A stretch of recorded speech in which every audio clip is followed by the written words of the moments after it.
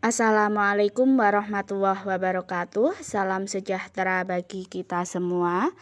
Selamat berjumpa kembali dalam tutorial online Psikologi Belajar Mengajar, materi inisiasi ke-8 tentang rencana pengajaran bersama saya Dwi Meliana Lisawati.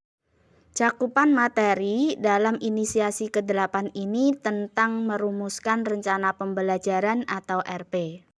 Indikatornya, setelah mempelajari inisiasi ke-8 ini, saudara diharapkan secara komprehensif menjelaskan tentang mampu merumuskan rencana pembelajaran.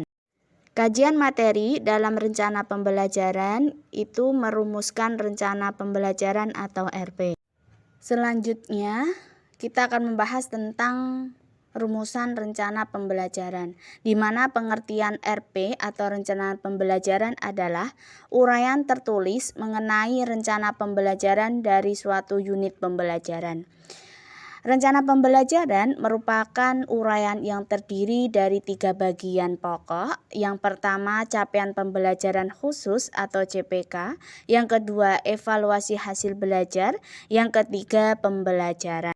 Selanjutnya, keuntungan pembuatan RP. Yang pertama, memungkinkan pengajar secara keseluruhan dalam pembelajaran itu terdiri dari proses belajar dan kegiatan mengajar, sehingga kegiatan tersebut akan dilakukan secara konsisten untuk menuju CPK. Yang kedua, memungkinkan pengajar atau pelajar dapat melihat pembelajaran yang telah direncanakan itu mungkin sesuai dengan metode yang telah dipilih atau sesuai dengan prinsip proses belajar yang telah diperhatikan. Yang ketiga, merupakan pertanggungjawaban para pengajar dalam program pembelajaran di samping sebagai bahan penilaian untuk memperbaiki pembelajaran di masa mendatang. Selanjutnya, pengertian RPP. RPP merupakan perincian dari uraian yang lebih lengkap dari RP, di mana RPP adalah lembaran persiapan pembelajaran yang merupakan rincian atau uraian lebih lengkap dari RP, yang memuat serta satu pokok bahasan yang akan dibahas dalam satuan waktu tertentu yang akan menjadi pegangan bagi pengajar dalam melakukan pembelajaran. Selanjutnya, perbedaan RP dan RPP yang kita bahas terlebih dahulu. Yang pertama adalah RP. RP perbedaannya yang pertama merupakan uraian rencana pembelajaran secara umum. 2. RP disusun berdasarkan urutan metode pengajar dan kegiatan belajar. 3. Terdiri dari 3 bagian, yaitu CPK, evaluasi hasil belajar, dan pembelajaran.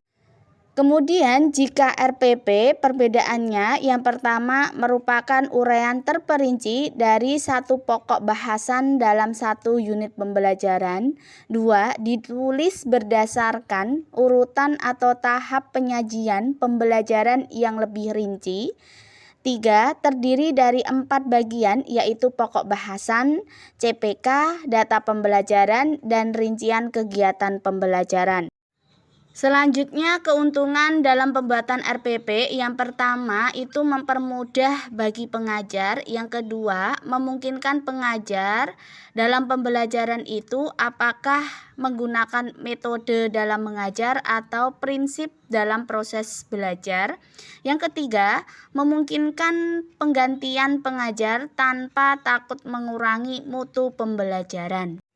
Selanjutnya, cara merumuskan RPP yang pertama itu pokok bahasan, di mana merupakan judul dari satuan pembelajaran yang akan dibahas. Misalnya kita akan membahas tentang pemupukan tanaman padi di sawah yang terdiri dari pokok bahasan. Yang pertama mengenal jenis dan kegunaannya. Yang kedua dosis dan cara penyebaran pupuk. Yang ketiga cara menyimpan pupuk. Yang keempat, mengenal pupuk palsu. Yang kedua, tentang CPK. di mana CPK dituliskan dalam RPP merupakan petikan dari CPK yang ada di RP. RP memiliki satu CPK berarti hanya memiliki satu pokok bahasan pembelajaran. Namun RP yang memiliki lebih dari satu CPK berarti dalam satu pembelajaran itu akan terdiri dari beberapa pokok bahasan. Dan setiap pokok bahasan akan menghasilkan satu RPP. Yang ketiga tentang data pembelajaran, di mana berisikan tentang informasi pengajar pelajar, kemudian metode pengajar, kemudian kegiatan belajar, alat bantu serta alat peraga pembelajaran. Dapat dicontohkan, saudara bisa melihat dengan jelas data tentang pembelajaran tersebut. Selanjutnya, rincian kegiatan pembelajaran. Bagian ini sebenarnya merupakan bagian pokok dari RPP karena pada hakikatnya RPP merupakan tahapan atau urutan kegiatan pembelajaran yang secara rinci sesuai dengan alokasi waktu yang disediakan kegiatan pembelajaran. Selanjutnya evaluasi. Untuk evaluasi saya memberikan 4 contoh soal evaluasi. Silahkan saudara baca dan pahami sesuai dengan jawaban yang sudah saya contohkan. Selanjutnya daftar pustaka. Untuk referensi utamanya saya ambil dari Sudianto Patmowiharjo tahun 2019 dalam bukunya BMP Psikologi Belajar Mengajar, Tangerang Selatan Universitas Terbuka. Untuk referensi tambahannya dari Tantowi tahun 2010 dalam bukunya Psikologi Pendidikan, Jakarta Yayasan Canisius. Selanjutnya profil media pembelajaran ini saya buat sendiri. Nama saya Dwi Meliana Lisawati. Saya sekarang bekerja sebagai ASN mengajar di SMPN 2 Jekulo Kabupaten Kudus.